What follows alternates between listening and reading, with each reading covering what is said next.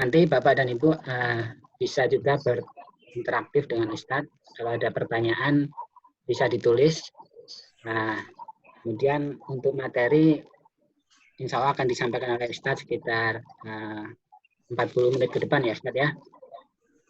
Baik. Silakan dimulai saja Ustadz. Tafadhol. Baik. Bismillahirrahmanirrahim. Assalamualaikum warahmatullahi wabarakatuh. Waalaikumsalam. Alhamdulillahilladzi ja'ala Ramadan syahrul Qur'an alladzi unzila fihi al-Qur'an hudan lin-nasi wa bayyinatin minal huda wal furqan. Asyhadu an la ilaha illallahul barrul karim ar-raufur rahim wa huwal azizul hakim. Wa asyhadu anna Muhammadan abduhu wa rasuluhu al-hadi ila siratin mustaqim wad-da'i ila dinil qayyim.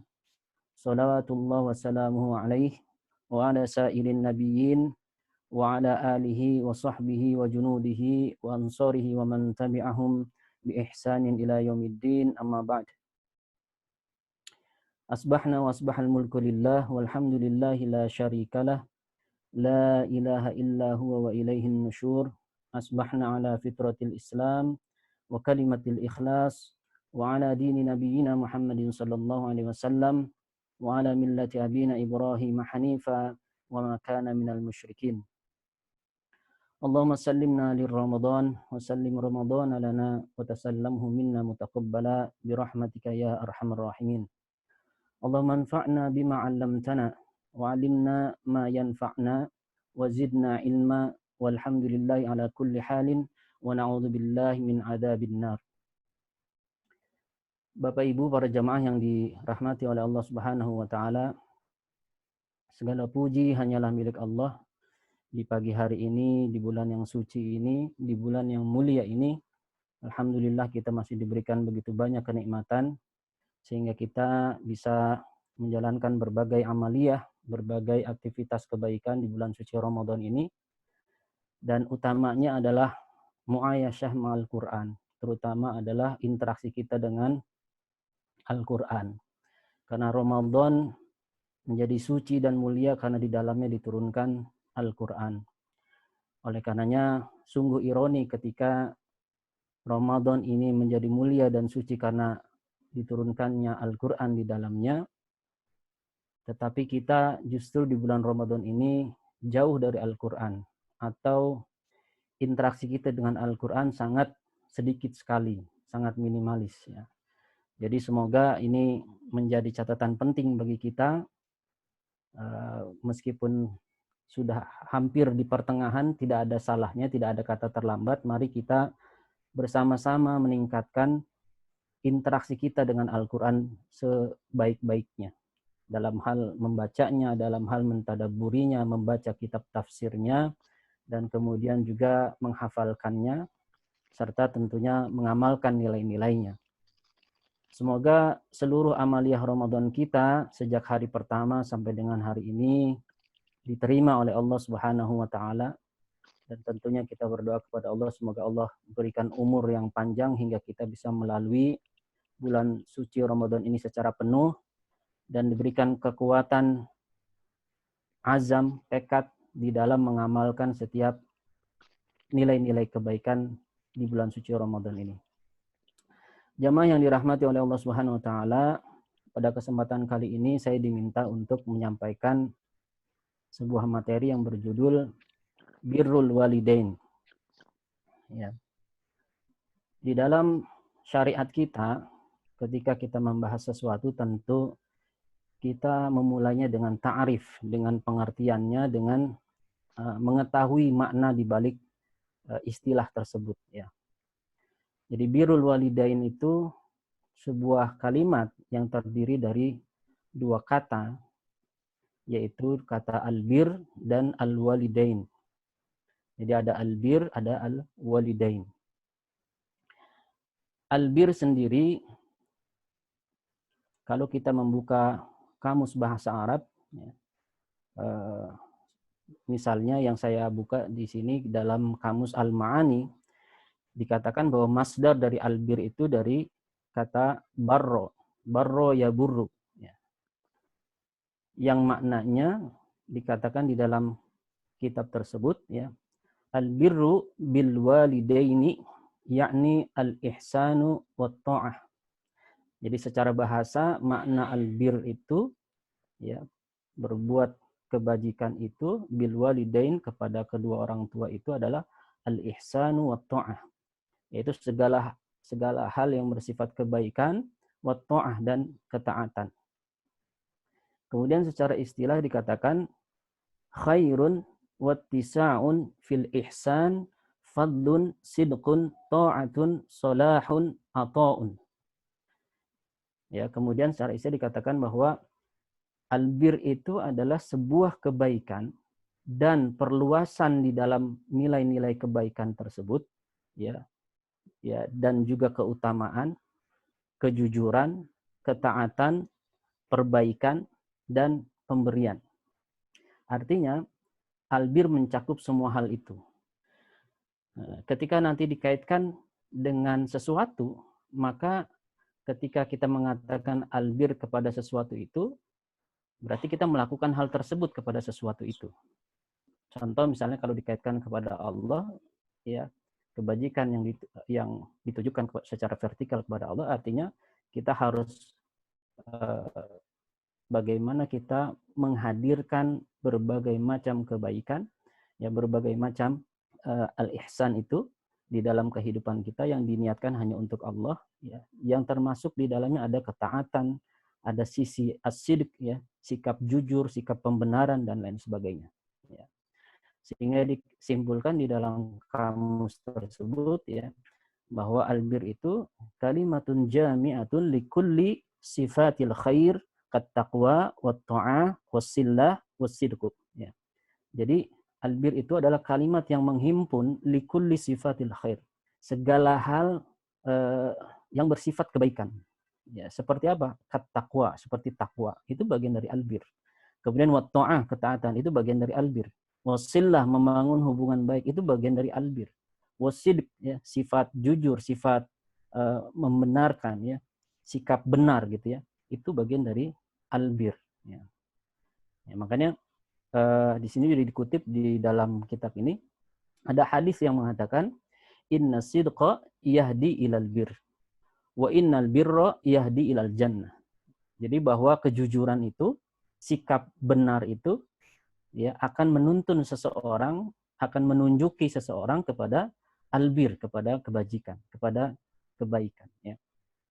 Wa innal birra, dan kebajikan itu yahdi ilal jannah, akan menuntunnya, akan menunjukinya kepada surga, ya.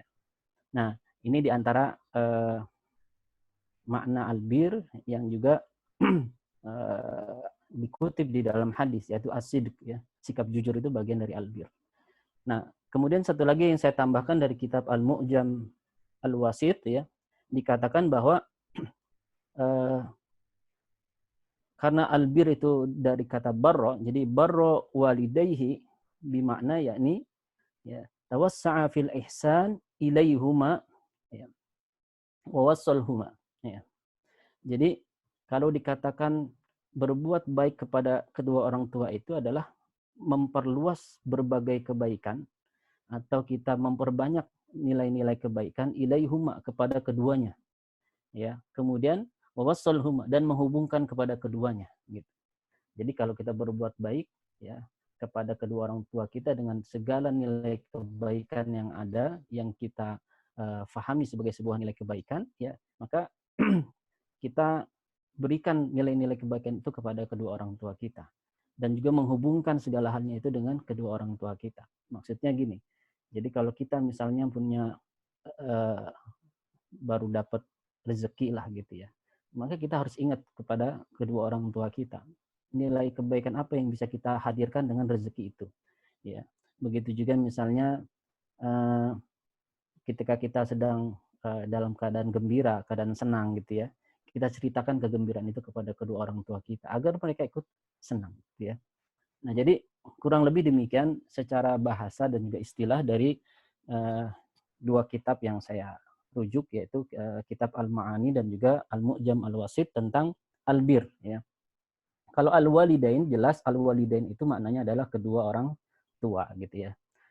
Nah, Bapak Ibu yang dirahmati oleh Allah Subhanahu wa taala, jadi birrul walidain sendiri sebuah istilah yang di dalam Al-Qur'an tidak muncul secara istilahnya utuh kalimatnya birrul walidain, ya. Jadi di dalam Al-Qur'an justru secara terpisah. Jadi albir itu ada tersendiri, kemudian ada al-walidain itu tersendiri, ya. Nah, dari mana muncul istilah birrul walidain, ya? Justru muncul birrul walidain ini, istilah ini muncul dari hadis Nabi, gitu ya, dari sabda Nabi Shallallahu alaihi wasallam, yaitu yang sudah sangat masyhur, yaitu ketika sahabat Abdullah bin Mas'ud, ya, bertanya kepada Nabi, ya, tentang amalan apa yang paling utama, ya. Ya, ayul afdalul a'mal, gitu kan. Amalan apa yang paling utama ya Rasulullah? Kemudian Rasulullah menjawab, ya, as-salatu liwaqtiha. Ya, salat tepat pada waktunya. Tsumma ayyun ya Rasulullah. Kemudian apalagi ya Rasulullah? Birrul walidain, ya, berbakti kepada kedua orang tua. Tsumma ayyun ya Rasulullah. Kemudian apalagi ya Rasulullah? Al-jihadu fi sabilillah, dan berjihad di jalan Allah Subhanahu wa taala. Nah, jadi istilah birrul walidain sendiri munculnya bukan dari Al-Qur'an, artinya di Al-Qur'an nggak ada kalau kita cari istilah birrul walidain secara utuh, gitu ya. Kalimat birrul walidain. Adanya di dalam hadis, gitu ya. Nah, sedangkan di dalam Al-Qur'an kalau secara terpisah, jadi ada kata albir dan ada kata al-walidain, itu ada, ya. Jadi kalau kita searching di dalam Al-Qur'an itu, albir sendiri dengan makna kebajikan, dengan makna kebaikan itu, setidaknya saya catat itu ada di 7 tempat, ya, ada di 7 tempat, ada di 7 ayat, ya.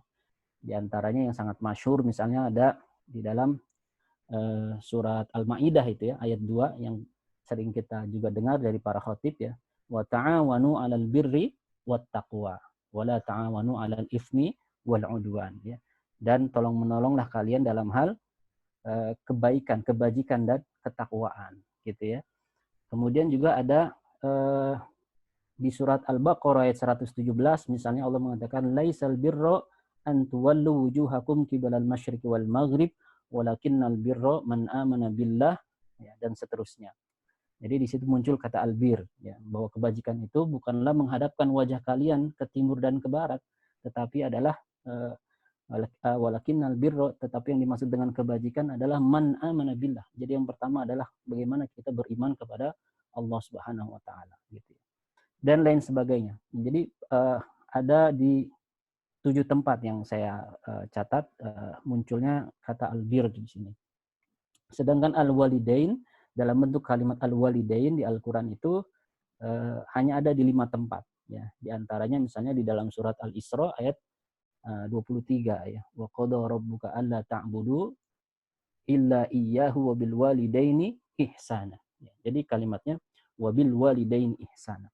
Dan di ayat-ayat yang lain juga sama tuh. Ya, wa bil walidaini ihsana. Di 5 tempat itu kalimatnya semisal.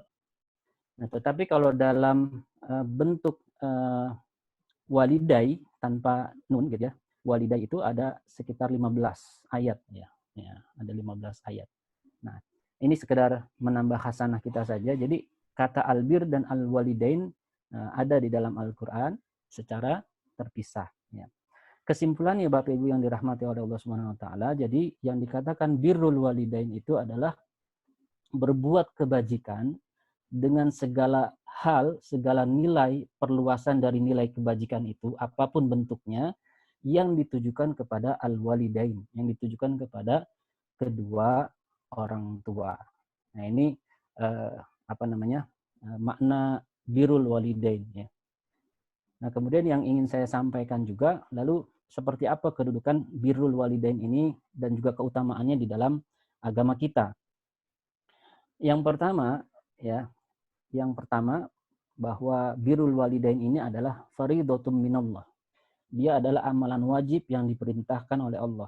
Dia adalah kewajiban yang datangnya dari Allah Subhanahu wa taala, ya. Nah, seperti tadi yang saya sudah kutip ya di dalam surat Al-Isra itu ya kalimatnya wa qada rabbuka alla ta'budu illa iyyah ya. Dan Tuhanmu ya telah menetapkan wa qada rabbuka ya Tuhanmu telah menetapkan telah memerintahkan ya alla ta'budu ya janganlah kalian menyembah illa iyyah kecuali hanya kepadanya wabil walidaini ihsana dan berbuat baiklah kalian kepada kedua orang tua kalian ya atau dan kepada kedua orang tua kalian ihsana berbuat sebaik-baiknya ya kalimatnya ihsana berbuat sebaik-baiknya. Para ulama tafsir bersepakat bahwa ini adalah bentuk perintah ya dari Allah Subhanahu wa taala kepada hamba-hambanya ya terkait birrul walidain terkait berbuat baik kepada kedua orang tua ya, kalimatnya kalimat perintah wa qada ya, jadi sudah ditetapkan sama Allah sudah diputuskan sudah diperintahkan oleh Allah bahkan digandengkan dengan perintah tauhid ya. Jadi kalau kita perhatikan ini menunjukkan begitu utamanya ya birrul walidain di sisi Allah Subhanahu wa taala begitu pentingnya amalan birrul walidain ini sampai-sampai digandengkan dengan kalimat untuk beribadah kepada Allah semata ya digandengkan dengan perintah hanya beribadah kepada Allah semata ya. Nah misalnya juga di ayat yang lain di surat An-Nisa ayat 36 Allah juga berfirman yang semisal ya Allah berfirman wa'budullaha wa la tusyriku bihi syai'a dan sembahlah Allah dan jangan sekali-kali menyekutukan Allah dengan sesuatu apapun ya. Wabil walidaini ihsana dan berbuat baiklah kepada kedua orang tua atau kepada kedua orang tua hendaklah berbuat baik. Ini sama posisinya. Jadi ada perintah untuk mentauhidkan Allah, kemudian ada perintah tidak boleh menyekutukan Allah dengan yang lain, kemudian ada perintah untuk berbuat baik kepada kedua orang tua ya sama positioningnya itu seperti di surat Al-Isra tadi ayat 23 ya. Kemudian juga di surat Al-An'am ya ayat 151 ya ketika Allah mengatakan qul ya katakanlah wahai Muhammad ta'alu utlu ma harrama rabbakum ya marilah aku bacakan apa yang telah diharamkan atas kalian oleh Tuhan kalian ya alla tusyriku bihi syai'a janganlah kalian menyekutukannya ya dengan sesuatu apapun. Kemudian wabil walidaini ihsana dan berbuat baiklah kepada kedua orang tua ya. Jadi 3 ayat ini kalimatnya sama wabil walidaini ihsana dan kemudian dimulai dengan kalimat perintah ya. Jadi 3 ayat ini menegaskan menguatkan bahwa birrul walidain adalah fardhatun minallah, bahwa birrul walidain adalah perintah dari Allah, bahwa berbakti kepada kedua orang tua itu adalah kewajiban kita yang diperintahkan oleh Allah Subhanahu wa taala.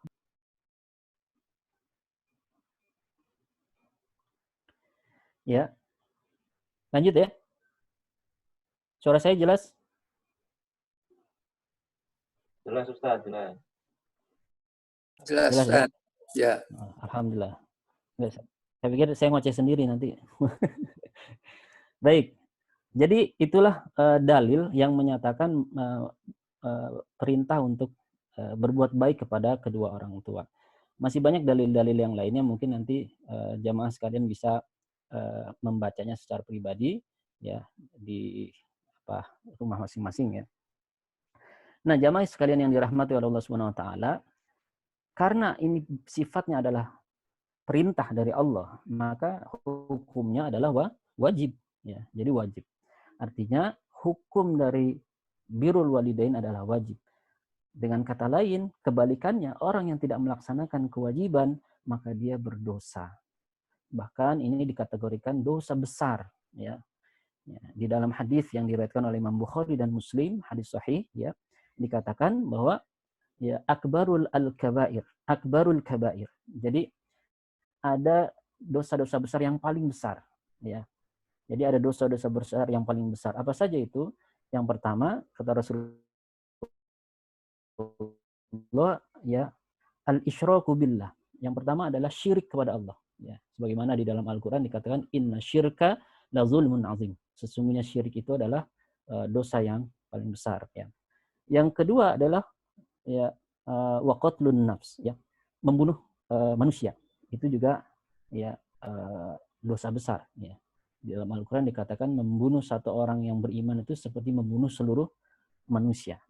Makanya kita jangan sampai kita melakukan perbuatan dosa ini. Ya. Dan yang ketiga dikatakan wa uququl walidain. Ya. Apa itu uquq? Ya. Sikap durhaka. Jadi durhaka kepada kedua orang tua. Ini termasuk dosa besar yang harus dihindari. Ya. Dan yang terakhir, ya, wa qauluz zur. Qauluz zur itu perkataan dusta, perkataan bohong, atau bisa juga dikatakan sumpah palsu, kesaksian palsu. Ya. Ya. Makanya di dalam riwayat yang lain bahasanya wasyahadatuz zur, ya. Jadi kesaksian palsu itu dosa besar. Nah, jadi konsekuensi logis dari perintah Allah itu tentunya kalau tidak dijalankan kita berdosa. Jadi kalau ada anak yang tidak mau berbakti kepada kedua orang tuanya dengan apapun alasannya, dia berdosa. Dosa besar, ya, dan itu tentunya harus dipertanggungjawabkan di hadapan Allah Subhanahu wa taala. Nah, bahkan ada satu lagi yang ini diulang-ulang oleh Rasulullah SAW. Ala unabbi'ukum bi akbaril kabair.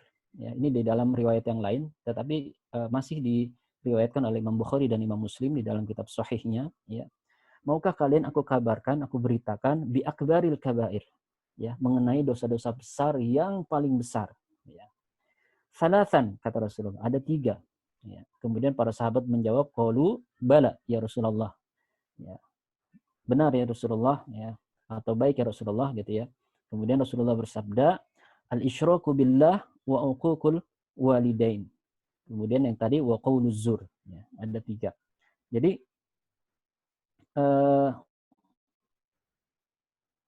kalimat ini di dalam riwayat dikatakan sampai diulang-ulang berkali-kali oleh Rasulullah, sampai para sahabat di dalam hatinya mengatakan ini kapan berhentinya Rasulullah, gitu ya, mengingatkan tentang dosa-dosa besar tersebut. Artinya apa? Para ulama hadis mengatakan, para muhaddisin mengatakan bahwa ketika Rasulullah mengulang-ulang sebuah kalimat, sebuah perintah, itu artinya sangat amat concern, sangat amat penting untuk diperhatikan oleh para pengikutnya, ya. Jadi sampai diulang berkali-kali ini supaya kita sadar betul bahwa ada dosa-dosa besar yang paling besar yang harus kita hindari, dan diantaranya adalah ya uququl walidain. Diantaranya adalah durhaka kepada kedua orang tua. Nah, ini yang pertama. Jadi kedudukan dan keutamaan birrul walidain yang pertama. Yang kedua, bahwa birrul walidain juga adalah amalan utama yang paling dicintai oleh Allah Subhanahu wa taala. Ya. Di dalam kitab Sahih Bukhari, hadis nomor 527 dikatakan, ya, sa'altun Nabi sallallahu alaihi wasallam, ya, di sini yang meriwayatkan adalah Abdullah bin Mas'ud, ya. Jadi Abdullah bin Mas'ud bercerita, ya, sa'altun Nabi sallallahu alaihi wasallam, aku bertanya kepada Nabi sallallahu alaihi wasallam, ayyul amali ahabbu ilallah. Jadi dia bertanya kepada Rasulullah, ya Rasulullah, amalan apa yang paling dicintai oleh Allah? Rasulullah menjawab, qala as-salatu ala waqtiha.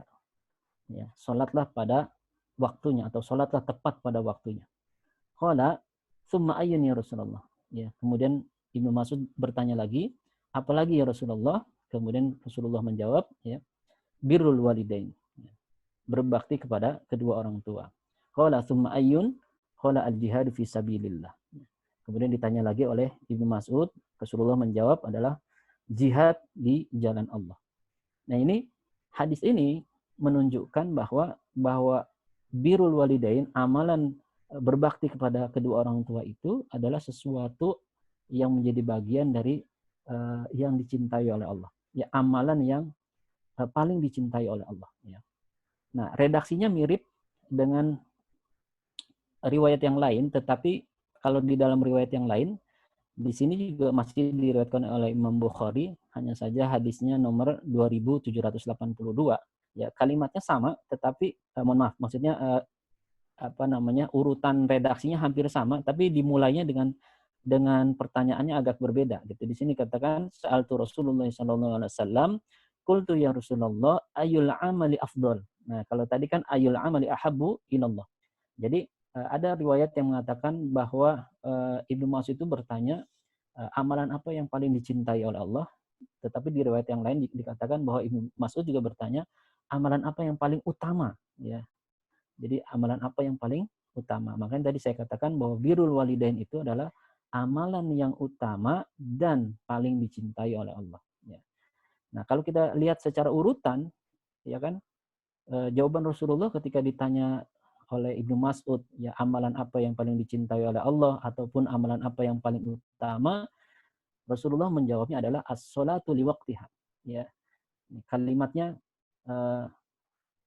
redaksinya sedikit berbeda tapi maksudnya sama. Kalau di dalam riwayat tadi yang awal itu ketika ditanya ayyul amali ahabu ilallah, kalimat Rasulullah as-sholatu ala waqtiha.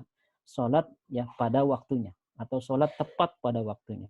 Sementara ketika ditanya ayyul amali afdal, ya amalan apa yang paling utama, kalimatnya as-sholatu ala miqatiha. Sama, maknanya sama. Artinya salat tepat pada waktunya. Nah, kalau kita perhatikan, jadi Rasulullah ingin mengatakan bahwa amalan yang paling utama dan paling dicintai oleh Allah itu yang pertama adalah sholat tepat pada waktunya, kemudian yang kedua adalah berbakti kepada kedua orang tua, kemudian yang ketiga berjihad di jalan Allah.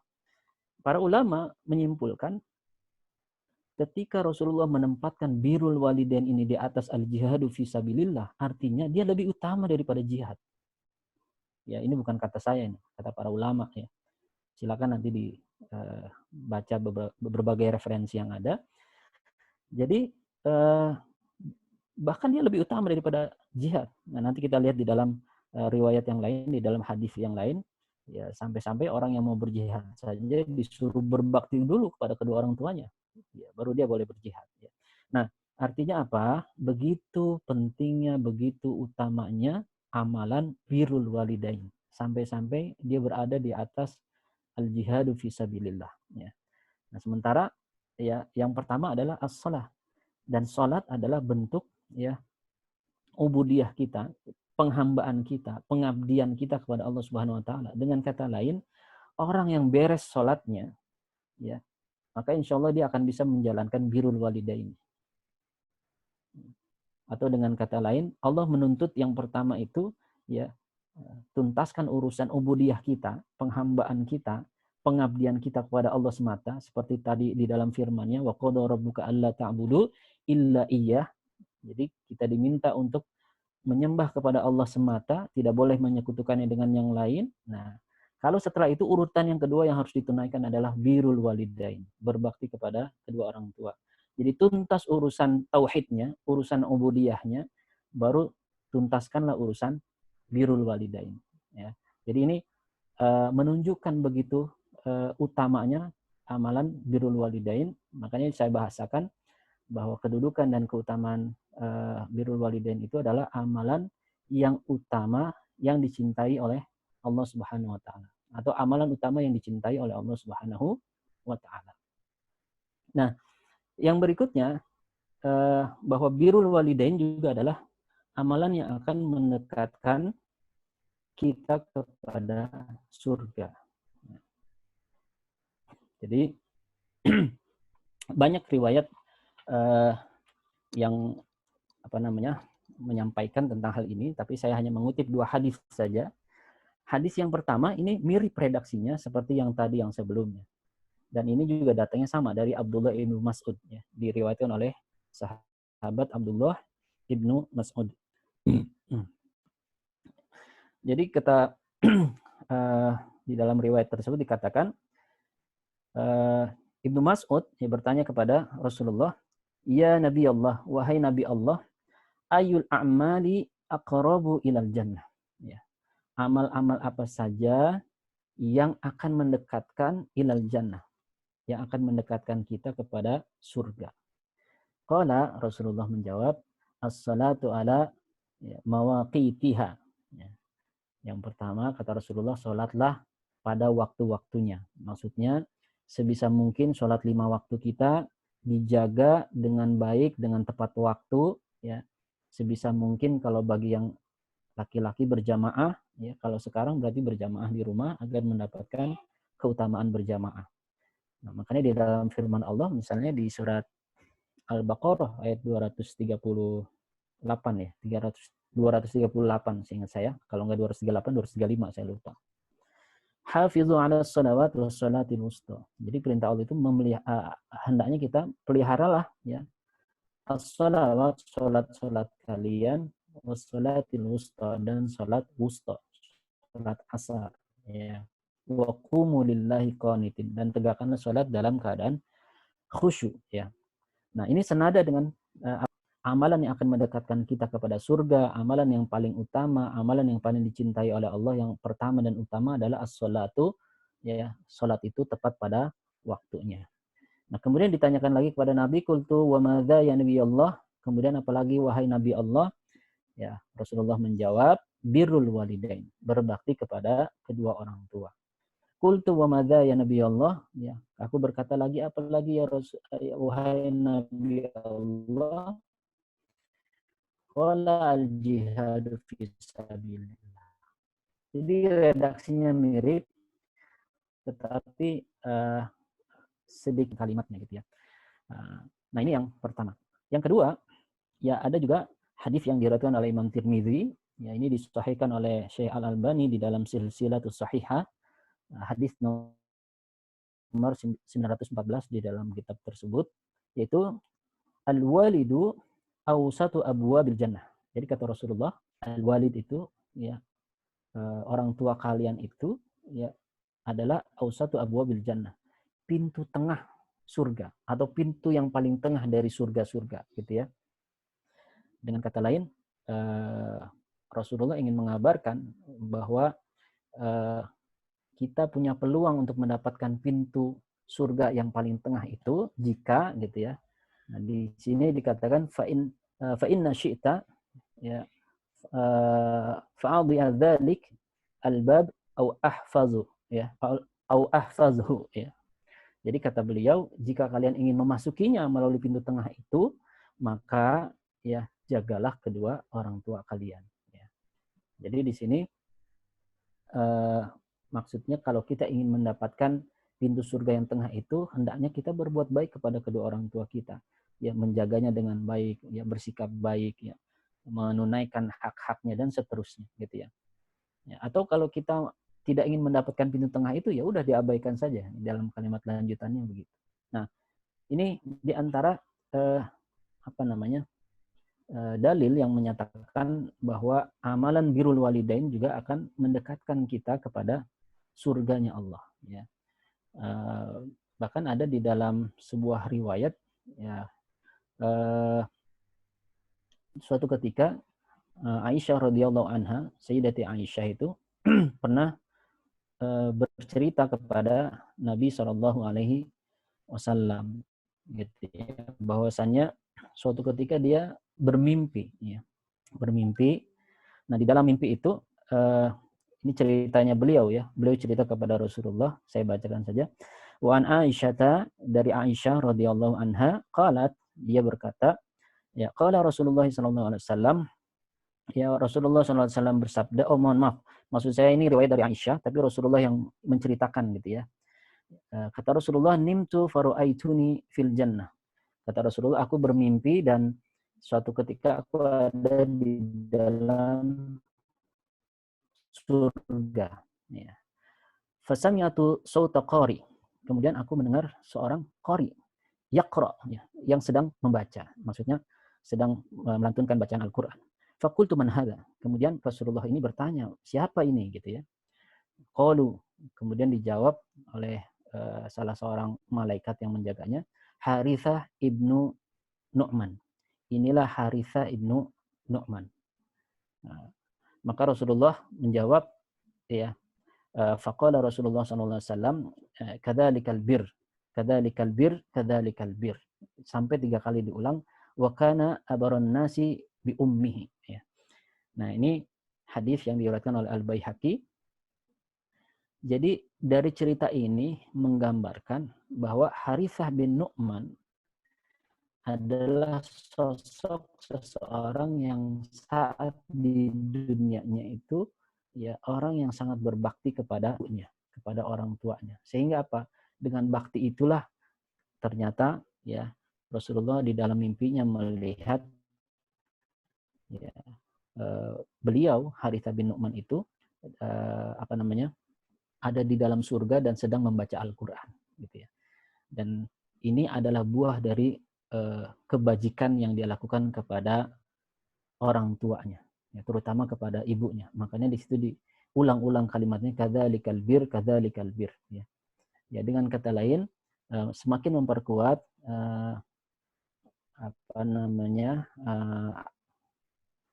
landasan ataupun dalil yang menyatakan bahwa amalan birrul walidain ini akan mendekatkan kita kepada surga, gitu ya. Nah, yang terakhir, kedudukan dan keutamaan amalan birrul walidain ini adalah amalan ini bernilai ataupun apa ya bahasanya yang ini amalan yang bernilai jihad gitu ya. Jadi meskipun tadi kalau secara tata urutan di dalam penyebutan amalan yang utama, amalan yang paling dicintai, amalan yang mendekatkan kepada surga itu posisi al-jihadu fisabilillah itu nomor 3 gitu ya. Tapi di dalam hadis yang lain bahwa dikatakan juga gitu bahwa birrul walidain itu bagian dari jihad. Maksudnya amalan itu bernilai jihad gitu. Jadi seseorang yang menjalankan birrul walidain, mengamalkan birrul walidain, mengabdi kepada orang tuanya dengan sebaik-baiknya, itu bagian dari jihad. Nah, kira-kira gitu maknanya. Nah, ini disampaikan oleh Rasulullah SAW ya di dalam saya kutip dari Sahih Muslim ya, hadis Sahih Muslim di dalam kitab Sahih Muslim hadis nomor 85 ya. Jadi ketika mohon maaf yang tadi yang Sahih Muslim ya yang mendekatkan diri kepada surga. Mohon maaf, ini yang saya kutip hadis dari Abu Daud ya. Hadis dari Abu Daud ya yang mengatakan birrul walidain ya yujza'u minal jihad ya, bahwa birrul walidain itu bagian dari jihad ya. Nah, ini senada dengan di dalam riwayat yang lain riwayat dari Ibnu Hibban juga dikatakan semisal ya yujza'u an birrul walidain al jihadu fi sabilillah ya, bahwa sebagian dari kita melakukan birrul walidain itu adalah al jihadu fi sabilillah, adalah jihad fisabilillah. Dengan kata lain, apa yang kita lakukan dengan birrul walidain itu, atau dalam konteks birrul walidain itu, apapun kebaikan-kebaikan yang kita lakukan, itu adalah al-jihad fisabilillah. Ya. Demikian dua riwayat itu yang menyatakan bahwa birrul walidain ini merupakan amalan yang bernilai jihad. Ya. Nah, satu lagi, ada sebuah riwayat, suatu ketika ada seorang sahabat yang meminta izin kepada Rasulullah untuk pergi berjihad. Ya. Kemudian Rasulullah bertanya, ya, ahayyun walidak, gitu kan? Apakah orang tuamu masih hidup? Qala na'am. Dia menjawab, iya benar masih hidup. Qala ya, fafihima fajahid. Ya. Fafihima fajahid. Maka datangilah keduanya dan berjihadlah. Ya. Maksudnya adalah kalimat fajahid di sini berjihadlah dengan berbakti kepada kedua orang tua. Jadi Rasulullah ingin mengatakan kalau orang tuanya masih hidup dan masih butuh ya dirawat gitu kan, masih harus dipenuhi kebutuhannya, maka hendaknya dia mengutamakan orang tuanya. Apalagi nggak ada yang lain misalnya gitu ya.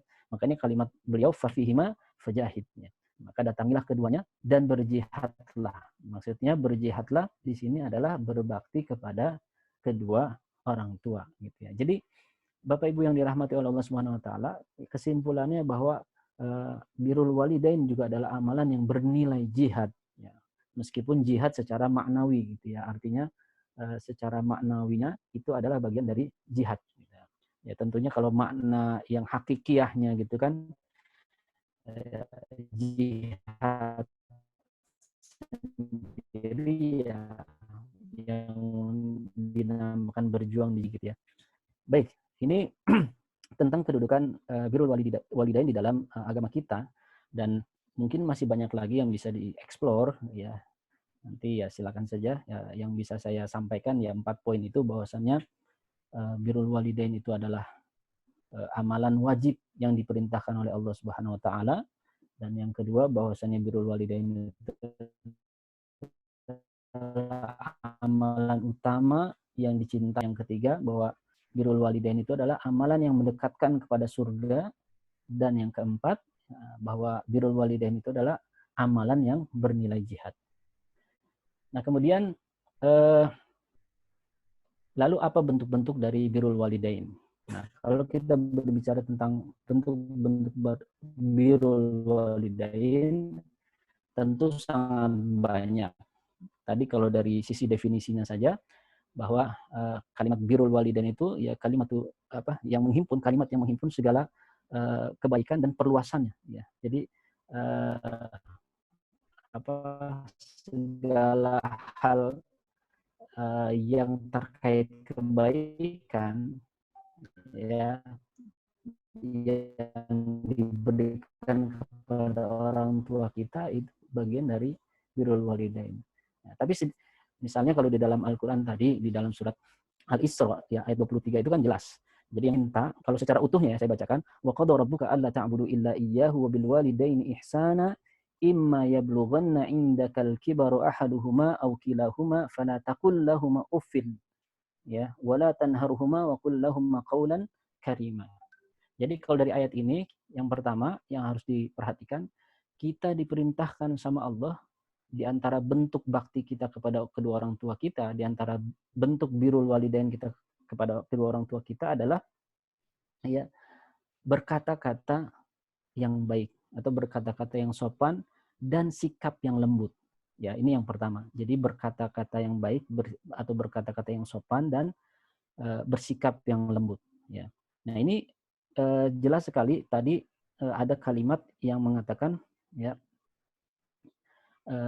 imma yablughanna indakal kibaru ahaduhuma, jika salah seorang di antara keduanya atau kedua-duanya sampai pada usia lanjut ya au kilahuma fala taqul lahuma ya uffin, artinya janganlah kalian mengucapkan ya kalimat ataupun perkataan uffin itu apa ya, cuman ngomong saja gitu ya, gitu gitu kan. Wala tanharhuma, ya yang kedua jangan ngebentak mereka, nggak boleh membentak mereka. Wa qul lahuma qawlan karima. Nah, ini kalimat perintahnya, dan katakanlah kepada keduanya, kepada mereka ini qawlan karima, perkataan yang mulia. Maksudnya adalah perkataan yang baik-baik. Jangan sampai ada keluar dari lisan kita itu menyakiti perasaan orang tua kita. Jangan sampai ada satu kata pun yang dia melukai ataupun menodai hati mereka sehingga mereka punya sakit hati kepada kita ya. Makanya di sini di dalam kitab Ibnu Katsir dikatakan bahwa kalimat fala taqul lahum uffin, ya, janganlah kalian mengucapkan kata uff gitu ya. Dikatakan oleh Ibnu Katsir la tasma'uhuma qaulan sayyi'an. Jadi maksudnya adalah jangan memperdengarkan kepada mereka, kepada kedua orang tua kita itu qaulan sayyi'an, ya, perkataan yang buruk ya. Hatta wala ta'fif, ya, meskipun sekedar kata tadi atau kata tadi gitu ya. Ya, alladhi huwa adna maratibul qawli ya sayyi ya. Jadi kata beliau ini adalah tingkatan terendah dari perkataan buruk. Jadi tingkatan terendahnya saja itu dengan kalimat gitu kan. Apalagi kalau lebih daripada Artinya gini, kalau kita mengucapkan saja itu sudah tingkatan terendah dan paling buruk menurut Ibnu Katsir.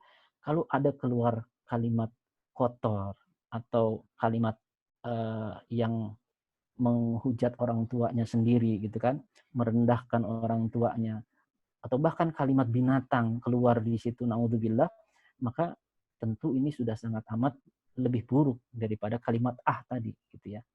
Nah, ini yang pertama, artinya berkata-kata yang baik, berkata-kata yang sopan dan bersikap lembut. Dan ini juga diperkuat di dalam ayat lanjutannya di ayat 24 itu dikatakan di surat Al-Isra juga, ya, waqfid lahuma janahadzulli minar rahmah, ya, dan rendahkanlah dirimu terhadap mereka berdua dengan penuh kasih sayang, minar rahmah.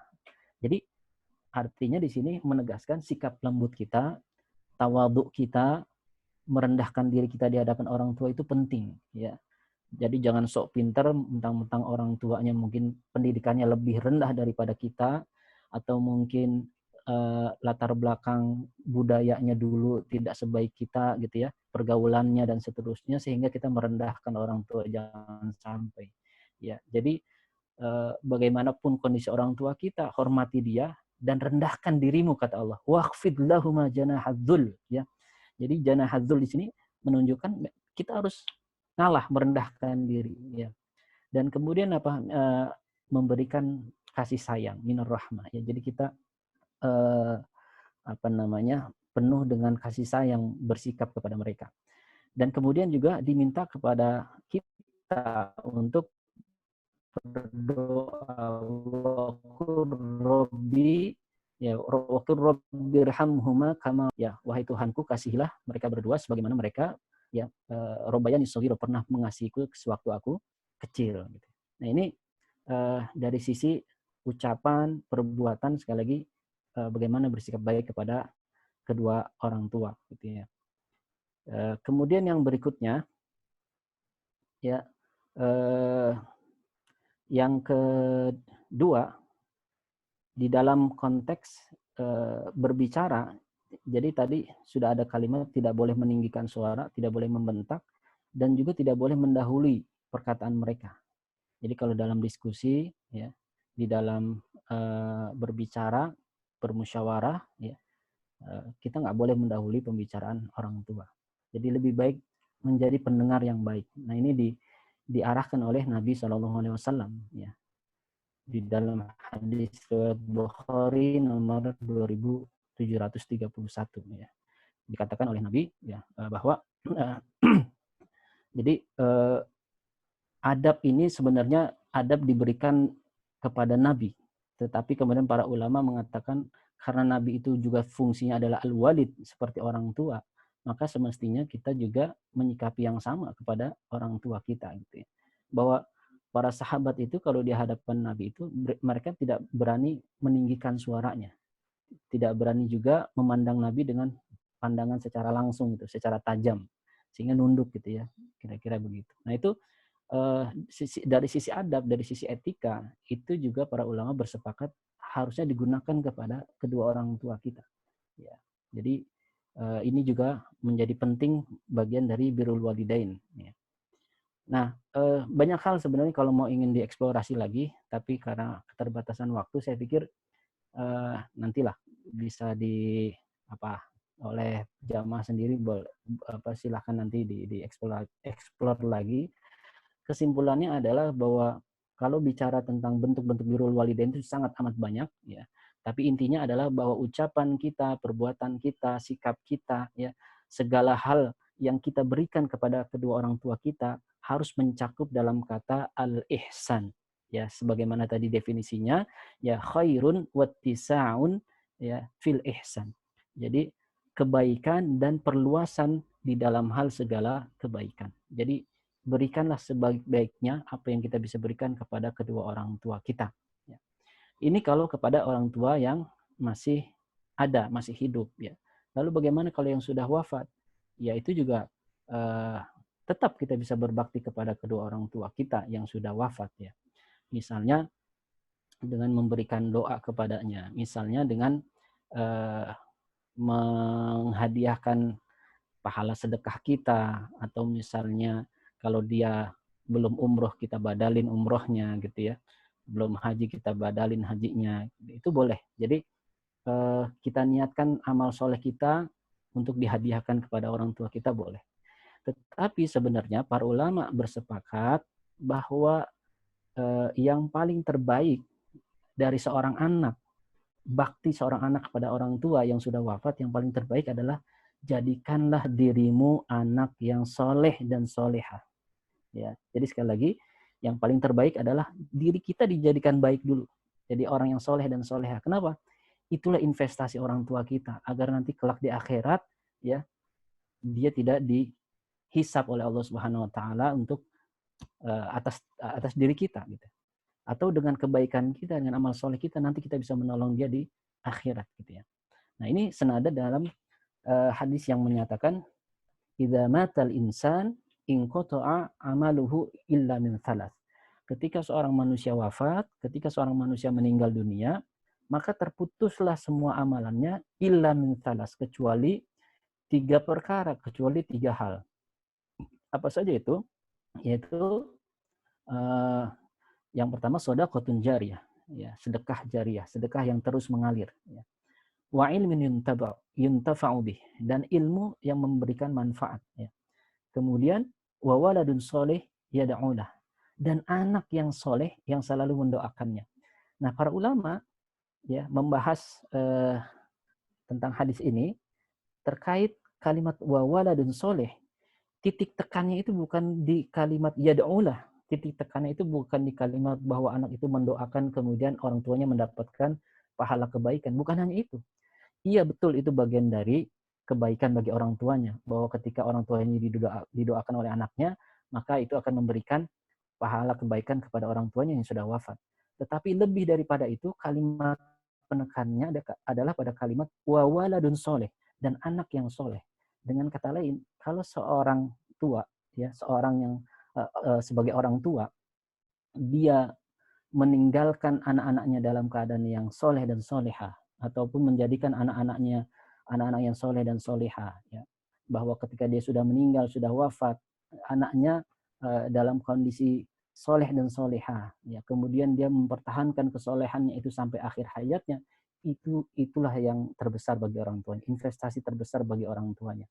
Jadi dengan dia menjadi orang baik saja, itu sudah memberikan royalti kebaikan kepada orang tuanya.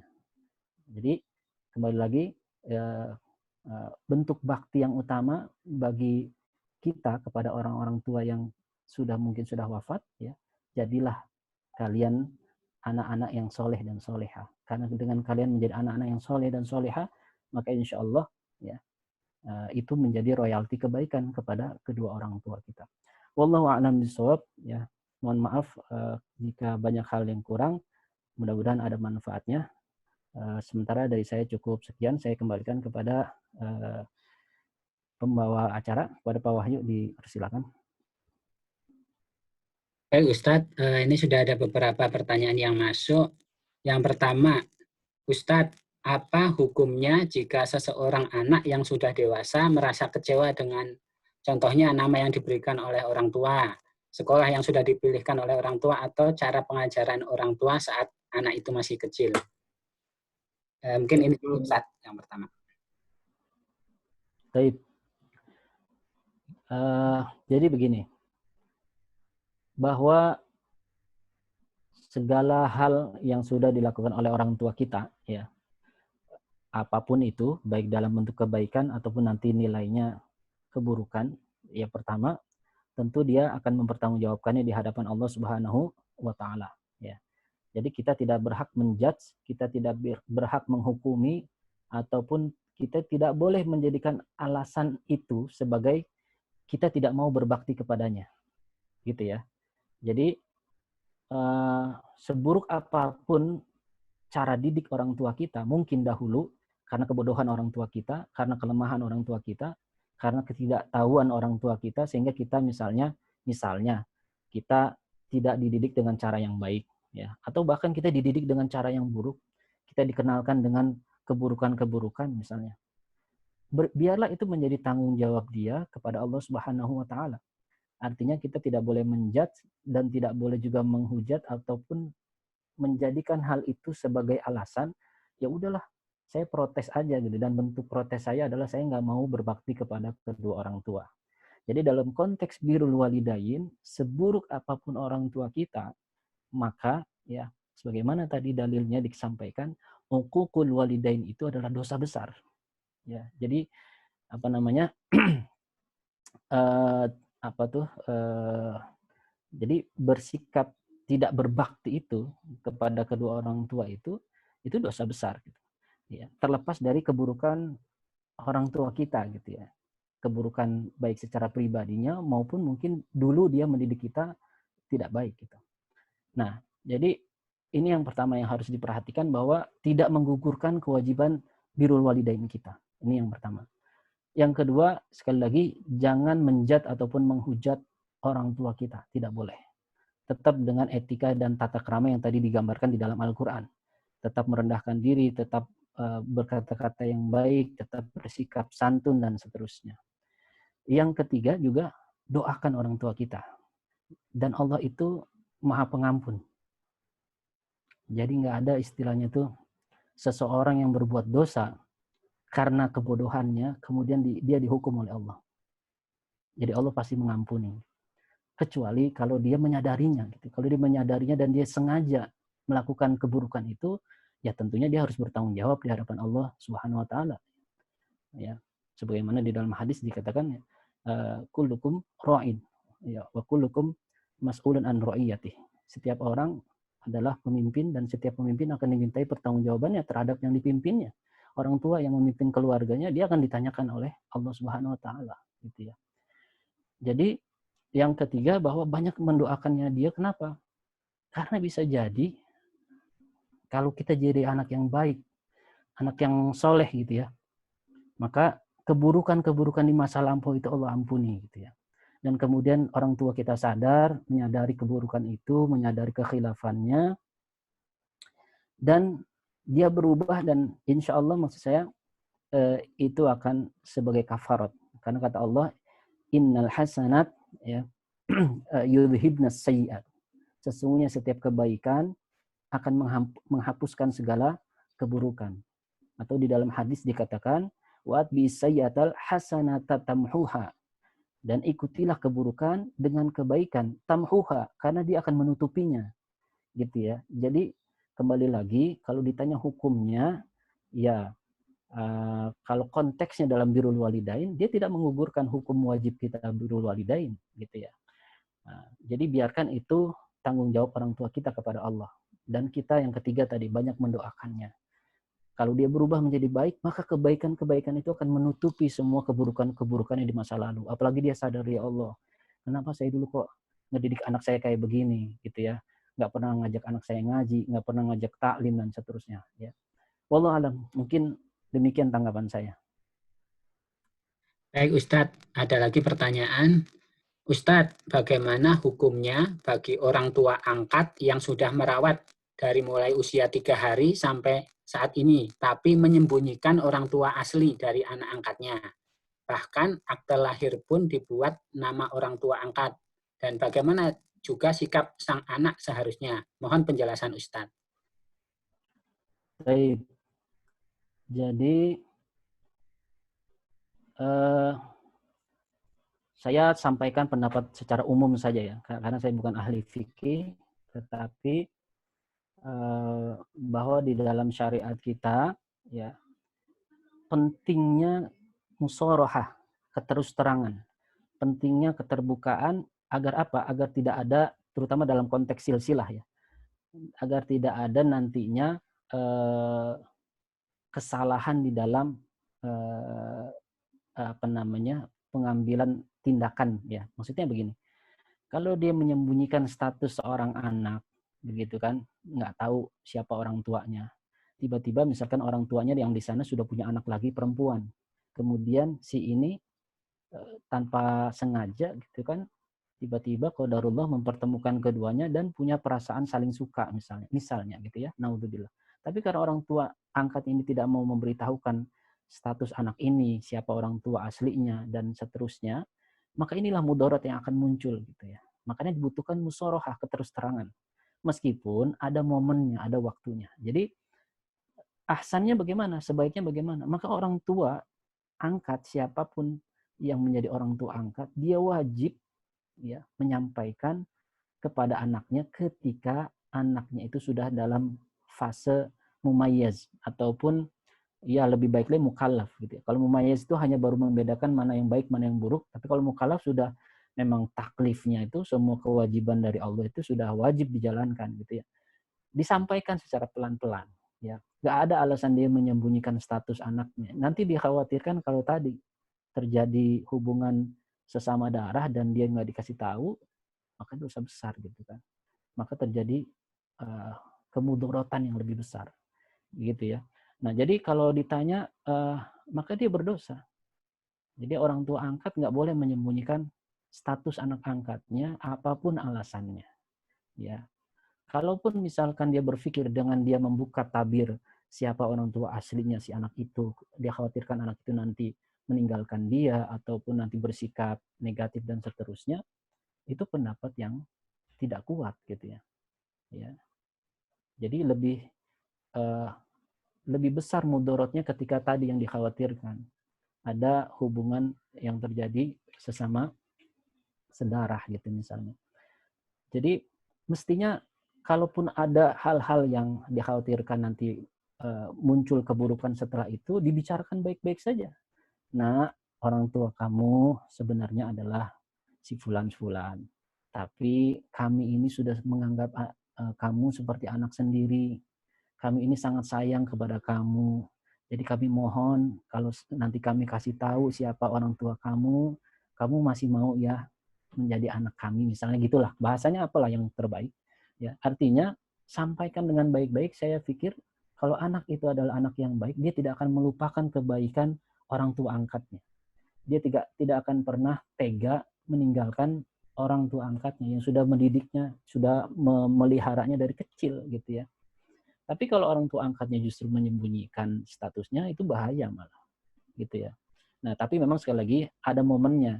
Momennya adalah ketika anak itu sudah bisa membedakan mana baik, mana buruk, mana anak itu sudah dalam usia terkena taklif atau beban untuk menunaikan kewajiban-kewajiban, sehingga dia punya daya nalarnya cukup gitu untuk bisa diajak bicara secara dewasa gitu ya.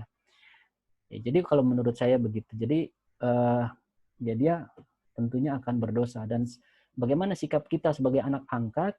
Ya saran saya tetap bagaimanapun juga adalah meskipun dia anak angkat, sikap kita sebagai orang yang pernah dirawat sejak kecil gitu ya, maka tetap berikanlah sikap terbaik kita. Jadi berbuat ihsan itu ya itu menjadi utama di dalam syariat kita kepada siapapun. Ya, berbuat baik itu di dalam hadis dikatakan innallaha katabal ihsan gitu kan, atau di dalam Al-Qur'an dikatakan ahsinu kama ahsanallah. Berbuat baiklah kalian sebagaimana Allah telah berbuat baik kepada kalian ya.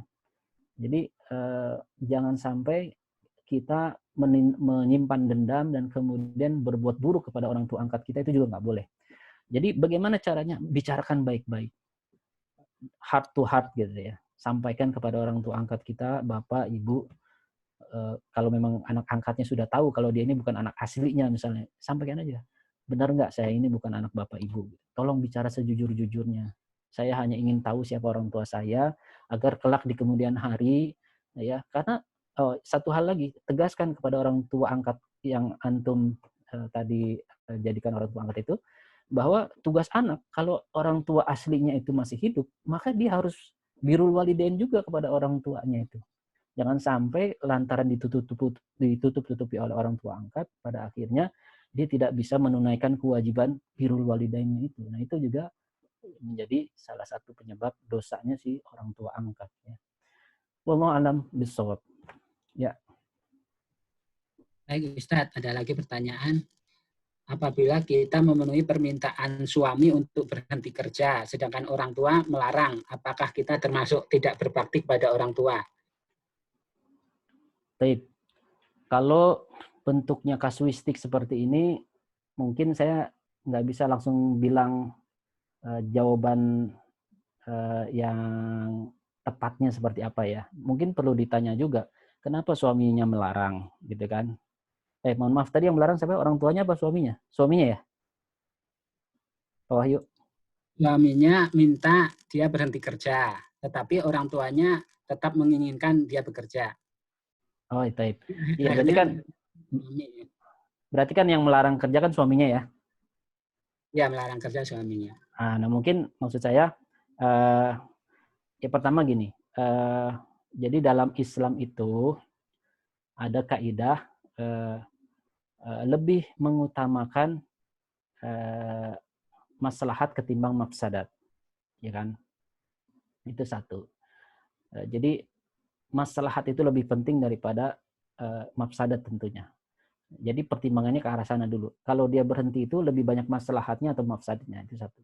Yang kedua, ya kalau dua-duanya adalah mudarat ataupun mafsadat, ya keburukan ataupun nantinya kerusakan yang terjadi, mana yang paling minimalis gitu ya, bainal darurain ini. Di antara dua hal yang mudarat ini mana yang paling minimalis ya, mengikuti saran suaminya atau mengikuti saran orang tuanya misalnya gitu ya. Kemudian yang ketiga, bahwa dalam hal fudulul amal, dalam hal amal-amal utama itu, Islam itu kalimatnya adalah istita'ah, tergantung kemampuan orangnya. Jadi maksudnya gini, kan mengabdi kepada suami juga adalah amalan yang utama, mengabdi kepada orang tua juga amalan utama gitu kan. Nah, tetapi di situ ada konteks istita'ah sesuai kesanggupannya, atau dalam bahasa Quran itu fattaqullaha mastata'tum. Dengan kata lain, jadi harus dicari win-win solution-nya lah gitu ya. Menurut saya sih ini babnya bab ini sih, apa istilahnya tuh, babnya bab mencari jalan tengah lah gitu ya. Kan harus dicari tahu juga kenapa suaminya melarang istrinya kerja, apakah karena pekerjaannya itu menyita waktu sehingga pekerjaan di rumahnya terbengkalai, kan begitu. Kalau alasannya itu ya maka si istri harus mensiasati bagaimana caranya dengan dia tetap kerja tetapi pekerjaan rumahnya tidak terbengkalai, gitu kan. Nah, atau karena alasan pekerjaannya itu mengandung syubhat atau mengandung muharramat misalkan, naudzubillah misalkan, ataupun mengandung sesuatu yang batil dan seterusnya lah, yang dianggap tidak baik, yaitu justru wajib ditinggalkan misalnya. Makanya yang saya harus tahu konsiderannya ataupun alasan si suami ini menyuruh istrinya berhenti bekerja apa. Kemudian sang orang tua juga kita harus tahu kenapa kok dia melarang anaknya untuk berhenti bekerja gitu kan. Mungkin karena orang tuanya selagi anaknya bekerja masih bisa dibantu secara finansial, mungkin gitu kan. Tapi kan bisa win-win solutionnya begini. Misalkan si suami akan berkata begini, kalau saya jadi suaminya misalnya, saya akan bilang, oke, Umi, kamu dengan sebaik boleh ikut taklim, ikut ini, tapi jangan kerja. Nah, tapi urusan menyantuni orang tua tanggung jawab saya. Saya pikir dengan seperti itu kan pasti mertuanya juga akan berpikir, oh ya sudahlah, anaknya tidak bekerja, toh ada tanggung jawab dari suaminya juga untuk membantu, misalkan finansial beliau gitu kan. Nah ini babnya bab kasuistik nih Pak Wahyu. Jadi saya juga nggak bisa menjawabnya secara tepat, secara pasti sebelum tahu konsideran di balik pelarangan suaminya, begitu juga pelarangan dari orang tuanya kan. Suaminya melarang untuk tidak kerja, sementara orang tuanya melarang jangan sampai berhenti bekerja kan gitu. Nah kita jadi baina-baina di sini harus secara adil melihatnya, perspektifnya, karena berbakti kepada kedua orang tua wajib, pada suami juga wajib gitu ya. Wallahu a'lam bishawab. Mungkin nanti lebih detailnya kalau memang masih ingin diperjelas nanti direct aja secara pribadi ke saya. Jadi saya mungkin kan bisa menanggapinya secara kontekstualnya tuh lebih tepat gitu kan. Karena harus kasuistik ini harus tahu konsiderannya gitu. Wallahu a'lam. Gitu ya, Pak Wahyu. Ya, baik Ustadz, ini masih ada beberapa pertanyaan. Assalamualaikum Ustadz, jika ada perasaan salah kepada orang tua, baik yang masih hidup atau sudah wafat, maka yang harus dilakukan sebagai permintaan maaf anak. Nah, sekaligus ada lagi pertanyaan yang pertama, tapi sebenarnya sudah dibahas, tapi mungkin nanti ada ditekankan lagi. Assalamualaikum Ustadz, amalan apa saja yang bisa kita lakukan ketika orang tua kita sudah meninggal, yang akan menjadi syafaat bagi orang tua kita? Jazakallah khair. Itu dulu Ustadz. Dua aja ya tadi ya, jadi ya. Nah, itu dua pertanyaan saya sampaikan ke Ustadz. Yang tadi pertama terputus Pak Wahyu, yang pertama diulang. Yang pertama ya. Yang kedua tadi saya dengar amalan yang itu ya, untuk orang tua yang sudah wafat. Kalau yang Ya. pertama tadi apa? Soalnya suaranya tadi keputus. Ya, baik. Yang pertama, Assalamualaikum Ustadz. Jika ada perasaan salah kepada orang tua, baik yang masih hidup atau sudah wafat, maka yang harus dilakukan sebagai permintaan maaf anak kepada orang tua. Baik. Baik, jadi pertama yang saya jawab yang terakhir dulu, yang tadi saya sudah bahas ya. Jadi kalau ditanya amalan apa, bentuk bakti apa kita kepada orang tua kita yang sudah wafat. Tadi saya sudah bahas, ya di antaranya adalah kita bisa menghadiahkan amal soleh kita untuk orang tua kita dalam bentuk sedekah. Misalnya kita menyantuni anak yatim, kemudian kita niatkan di situ pahalanya kita berikan kepada orang tua kita. Ya, ini sahih ya, karena dikiaskan kepada juga badal umroh dan badal haji. Jadi para ulama mengatakan kalau badal umroh saja bisa, badal haji saja bisa, maka untuk amalan yang lain seperti sedekah itu bisa ya, kecuali yang sifatnya ubudiyah dalam hal ibadah khusus gitu ya, misalkan sholat gitu itu apa namanya tidak bisa dihadiahkan gitu kan. Tetapi dengan tadi kata kuncinya adalah satu hal yang seperti yang tadi saya tegaskan di dalam hadis yang saya bacakan tadi ya, bahwasannya in qata amalu illa min salas ya kan, apa idza matal insan in qata amalu illa min salas shadaqatun jariyah, kemudian wa ilmin yuntafa'u bih wa waladun sholih yad'ulah. Jadi kata kuncinya adalah termasuk bagian dari sedekah jariah itu, bahwa pahala yang terus mengalir itu meskipun kita sudah wafat adalah waladun soleh, adalah anak yang soleh. Dengan kata lain, kalau kita ingin memberikan kebaikan kepada orang tua kita yang sudah wafat, kita ingin berbakti kepada kedua orang tua kita yang sudah wafat, jadilah anak-anak yang soleh dan solehah. Karena dengan kebaikan kita, dengan kesolehan kita, itu sudah meringankan beban hisab mereka. Yang kedua, dengan kebaikan kita, dia dapat royalti. Ya, artinya Allah itu maha baik gitu ya. Dan Allah itu apa namanya maha adil. Nah, dia tahu misalkan amalan orang tua kita sedikit, tapi karena tahu anak-anaknya adalah anak yang soleh yang soleha, sehingga orang tuanya juga akan dimaafkan, diampuni oleh Allah. Bahkan pahala kebaikan kita itu juga terbagi gitu, ada royaltinya kepada orang tua kita. Itu yang paling utama. Jadi kalau bicara amalannya, jadilah anak yang soleh dan solehah. Meskipun ada tadi amalan-amalan yang bisa dilakukan dengan bersedekah, dengan melakukan badal umroh dan seterusnya lah ya. Yang berikutnya pertanyaan tadi, kalau kita pernah bersalah gitu ya, kemudian punya perasaan bersalah kepada orang tua kita yang sudah wafat ataupun yang masih hidup, apa yang harus kita lakukan? Maka yang pertama adalah kalau dia masih hidup, tentu kita menyempurnakan birrul walidain kita. Jadi harus lebih bersemangat lagi, lebih kuat lagi, lebih baik lagi di dalam birrul walidain. Ya, itu bentuk, sekali lagi itu salah satu bentuk pengakuan atas kesalahan kita, meskipun apa ya ada di dalam hati gitu ya. Jadi nggak perlu dieksplisitkan gitu juga nggak apa-apa. Atau misalnya dalam setiap momen Lebaran kita mengucapkan mohon maaf saja tanpa harus didetailkan kita kesalahannya A, B, C, itu udah cukup. Gitu.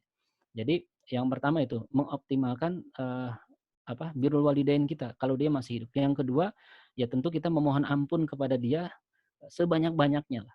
Yang ketiga, banyak berdoa, mendoakan dia. Yang keempat, bisa juga tadi mengamalkan amalan soleh kita dengan diniatkan kepada orang tua kita. Misalnya nih orang tua kita masih hidup, terus kita punya rezeki, kita bilang, Umi, Abi, saya ada rezeki nih, saya mau nyantunin anak yatim. Ya ini apa namanya saya tujukan untuk Umi dan Abi ya gitu. Jadi maksudnya kita buat santunan, tapi kemudian kita tujukan untuk yang sudah wafat dan orang tua, kemudian banyak beramal soleh yang kita niatkan untuk orang tua kita dalam bentuk sedekah, dalam bentuk amal-amal yang bukan ibadah khusus atau ibadah mahdhah gitu ya. Wallahu a'lam bishawab. Demikian. Baik Ustadz, masih ada satu pertanyaan. Ustadz, Baik. bagaimana meyakini bahwa orang tua kita adalah bagian dari takdir Allah dan bagaimana bersikap ikhlas dengan takdir ini dan mendapatkan hikmahnya? Bagian dari takdir Allah pasti ya. Cuman maksudnya arah pertanyaannya ini kenapa? Karena orang tuanya mau baik mau buruk gitu maksudnya. Ya, mungkin karena orang tuanya tidak sesuai dengan yang apa ya? Ekspektasi. Iya. Jadi gini Bapak Ibu, jamaah yang sekalian, tadi saya sudah singgung sebenarnya terkait kalau misalkan ada orang tua kita yang cara didiknya salah atau kita melihat orang tua kita tuh nggak patut dicontoh secara amal, secara sikap gitu ya, dan seterusnya lah. Artinya kita tidak mendapatkan kebaikan, sosok kebaikan dari kedua orang tua kita. Sekali lagi itu tidak menggugurkan kewajiban birrul walidain kita. Nah dalam konteks tadi takdir, ya benar, memang itu kan bagian dari keyakinan kita kepada qadarullah, kepada takdir Allah. Jadi nggak boleh disesali dan nggak boleh ada perasaan dendam gitu ya, atau perasaan hasad kepada orang tua kita lantaran kita merasa, aduh nyesel banget ya lahir dari kedua orang tua ini gitu ya. Nggak boleh. Jadi bagaimanapun juga ya tadi kan ujungnya adalah bagaimana mengambil hikmahnya kan gitu. Cara mengambil hikmahnya adalah jadikan setiap keburukan yang ada di diri orang tua kita itu peluang amal soleh kita. Jadi sekali lagi, jadikan setiap keburukan yang ada di diri orang tua kita itu peluang amal soleh kita sebagai anak. Kewajiban anak apa?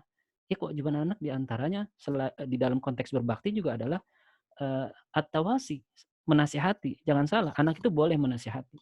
Artinya menasihati sini tentunya dengan baik ya, bil hikmah wal mau'izatil hasanah gitu kan.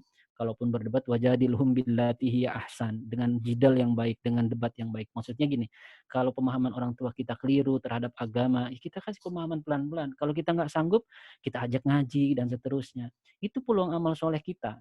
Jadi apapun yang kita dapati dalam diri orang tua kita, baik itu sesuatu yang baik ataupun yang buruk, kita yakini ini bagian dari ketetapan Allah, dan hikmahnya adalah itu menjadi peluang amal soleh kita. Kalau itu adalah sesuatu yang negatif, sesuatu yang buruk gitu ya. Nah, bagaimana caranya? Ya tentu kita dengan pendekatan yang baik, dengan pendekatan sebagai seorang anak kepada orang tua, tidak menggurui, tidak menghardik, tidak merasa lebih baik dan seterusnya. Ya banyak cara lah bisa dilakukan, dan itu babnya nanti bab dakwah gitu ya. Nah, itu pendapat saya. Jadi ya benar, memang harus diyakini. Jadi nggak boleh kita menyesali seperti apapun kondisi orang tua yang kita dapatkan saat ini. Wallahu a'lam bishawab. Baik, alhamdulillah Ustadz sudah semua pertanyaan dibahas. Untuk mengakhiri, mungkin Ustadz berkenan memimpin doa dan sekaligus menutup ya Ustadz ya. Tafadhol Ustadz. Baik, jamaah sekalian yang dirahmati oleh Allah Subhanahu wa taala, di hari yang baik ini, di bulan yang baik ini, kita tutup majelis kita dengan bersama-sama berdoa kepada Allah Subhanahu wa taala. Bismillahirrahmanirrahim. Alhamdulillahirabbil alamin, hamdan syakirin, hamdan na'imin, hamdan yuafi ni'amahu wa yukafi mazidah. Ya Rabbana lakal hamdu wa lakal syukru wa lakal mulku kama yanbaghi li jalali wajhikal karim wa 'azimi sultanik. Allahumma shalli ala Muhammad wa ala ali Muhammad kama shallaita ala Ibrahim wa ala ali Ibrahim wa barik ala Muhammad wa ala ali Muhammad kama barakta ala Ibrahim wa ala ali Ibrahim fil alamin innaka Hamidum Majid. Wadallahu sadatina Abi Bakrin wa Umar wa Utsman wa Ali wa sahabati ajmain wa tabi'ina wa tabi'ihim bi ihsanin ila yaumiddin. Allahumma ighfir lana wa liwalidayna warhamhum kama rabbawna shighara. Rabbana zalamna anfusana wa illam taghfir lana wa tarhamna lanakunanna minal khasirin. Allahumma arhamna bil Qur'an waj'alhu lana imama wa nura wa huda wa rahmah. Allahumma dzakkirna minhu ma nasinahu wa 'allimna minhu ma jahilnahu warzuqna tilawatahu ana al-laili wa atrafan nahar. وجعله هجة لنا لا هجة علينا برحمتك يا أرحم الراحمين. اللهم سلمنا للرمضان وسلم رمضان لنا وتسلمه منا متقبلا برحمتك يا أرحم الراحمين. اللهم إنك تعلم أن هذه القلوب قد اجتمعت على محبتك والتقت على طاعتك وتوحدت على دعوتك وتعهدت على نشرة شريعتك، فوفق اللهم رابطتها وأدمدها واهدها سبلها واملحها بنورك الذي لا يخبو واشرح صدورها بفيض الإيمان بك وجميل التوكل عليك وأحيا بمعرفتك وأمت على الشهادة في سبيلك إنك نعم المولى ونعم النصير. ربنا آتنا في الدنيا حسنة وفي الآخرة حسنة وقنا عذاب النار. Subhana rabbika rabbil izzati amma yasifun wa salamun alal mursalin walhamdulillahi rabbil alamin.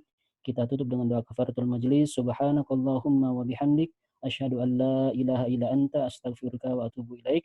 Jazakumullah khairan wal afu minkum. Wassalamualaikum warahmatullahi wabarakatuh. Waalaikumsalam warahmatullahi wabarakatuh. Waalaikumsalam warahmatullahi wabarakatuh.